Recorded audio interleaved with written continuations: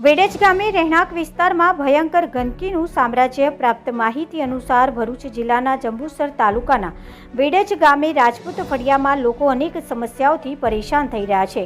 ફળિયામાં રસ્તાની હાલત ખૂબ જ ખરાબ હોઈ અવરજવરમાં મુશ્કેલી પડી રહી છે. એટલું જ નહીં પરંતુ પીવાના પાણીની પણ સમસ્યા ઉદ્ભવી છે અને સૌથી ગંભીર સમસ્યા એ છે કે સમાજના લોકો માટે સ્મશાન સુધી લઈ જવાના રસ્તા પર પણ કાદવ અને કીચડ પથરાયેલું છે. ગ્રામજનો દ્વારા અનેક રજૂઆતો કરવામાં આવી હોવા છતાં આ બાબતે ધ્યાન આપવામાં આવ્યું નથી. તંત્ર ઘોર નિંદ્રામાં હોય તેમ પ્રજાના પ્રશ્નો વણ ઉકેલ્યા રહી ગયા છે. આવી સ્થિતિમાં લોકમુખે અનેક પ્રશ્નો ચર્ચાઈ રહ્યા છે. શું વેડેજ ગામના રાજપૂત ફળિયામાં સારા રસ્તા અને પાણીની સમસ્યા દૂર થશે? સ્મશાનનો રસ્તો કીચડથી ખદબદી ઉઠ્યો છે. પોતાના સ્વજનોને સન્માનપૂર્વક અંતિમ સંસ્કાર માટે પણ લઈ જવાતા નથી. ત્યારે આવી પરિસ્થિતિમાં વહીવટી તંત્ર દ્વારા યોગ્ય પગલાં ભરી આ સમસ્યાઓ દૂર કરવામાં આવે તેવી લોક માંગ ઉઠી છે.